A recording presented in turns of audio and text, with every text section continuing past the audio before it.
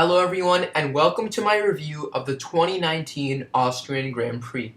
And what a race it was. This race was better than all of the other races this season combined, and man did it make up for France. All three practice sessions, qualifying, and the race were jam-packed with wall-to-wall action. But let's start with race winner Max Verstappen, who took victory after one of the best drives of his career. After a poor start, he dropped from 2nd to 8th, and at that point I was thinking that he would have had half a chance at a podium, but certainly not a race win. But Verstappen went long on his first stint and had fresher tires than his rivals for the end of the race. After his first pit stop, he went on a charge in the second half of the race and passed Vettel, Bottas, and Leclerc to win the Austrian Grand Prix for the second year in a row.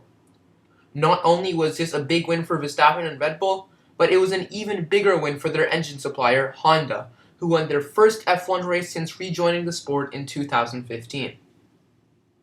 Second place was Charles Leclerc, who was cruelly denied his first victory yet again.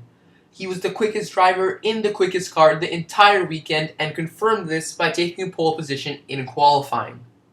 Leclerc led for pretty much the entire race, only to be overtaken by Verstappen with 2 laps to go. Leclerc fought him off brilliantly and was able to keep Verstappen behind for several laps, but in the end, Verstappen's fresher tires were just too much for Leclerc to handle. When Verstappen did get past, he didn't do it in the cleanest manner, and like most of you guys know, the incident was investigated by the stewards after the race, but they didn't announce the final decision for another 3 hours. The tension after the race was quite high, and everyone was anxiously waiting for the decision to be made. At one point, there was even a fake FIA document saying that Verstappen got a penalty circling around social media.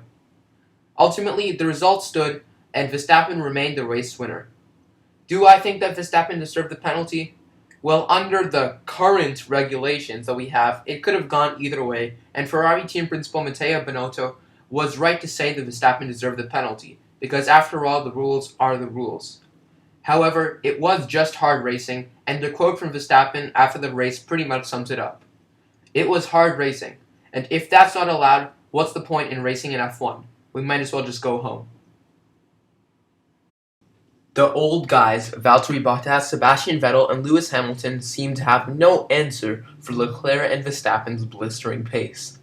Both Mercedes cars struggled with overheating issues throughout the race, with Bottas finishing in a distant third, with his teammate finishing down in 5th. Vettel only just missed out on the final podium position after starting at a position in 9th.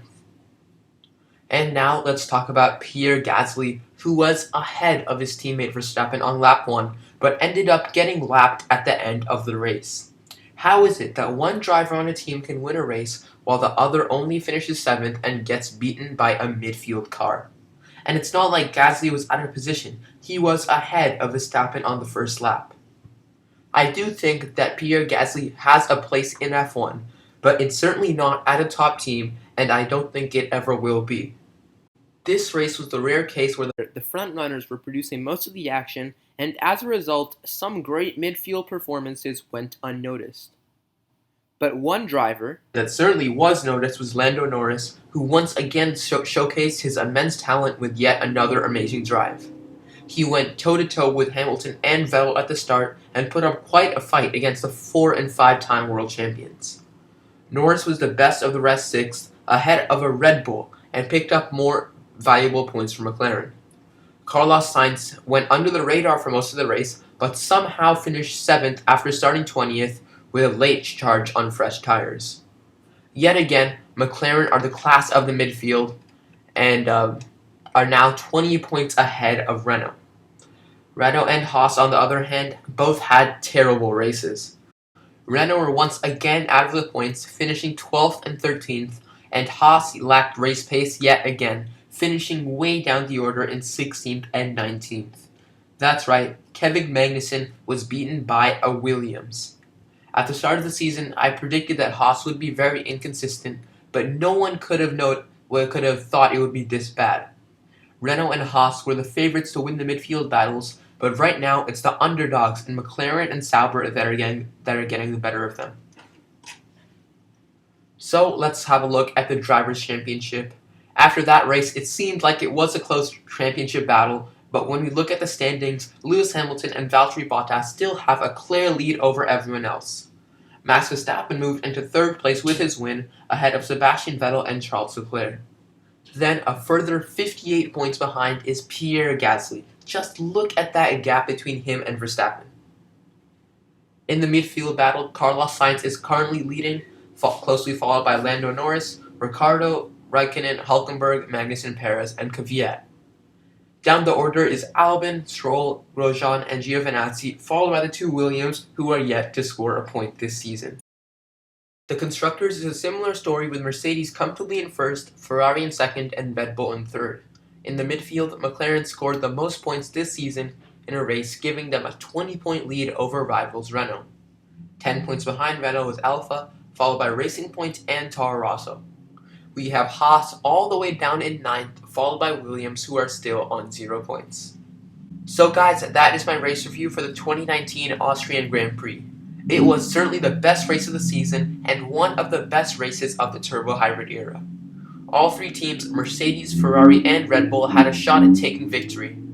One of you guys asked me if this will continue on, all the top three teams being close together, or if Mercedes' struggles were just a one-off. Well, I do think that Mercedes will return to form in the coming races, but Ferrari will continue to get stronger as they develop the car. We have some tracks that will slightly favor Ferrari coming up, so it will be interesting to see if they can start to cut into Mercedes' lead in both championships. I think Red Bull were just best suited to this track, and it will be pretty tough for them to match Mercedes and Ferrari in the coming races. But that's going to do it for today, guys. I hope you enjoyed this video. If you did, please subscribe to my channel. Kids Love F1. I would really appreciate it. I have some really good videos coming out in the next few days, so stay tuned for more. As always, thanks for watching, and I'll see you in the next video. Bye.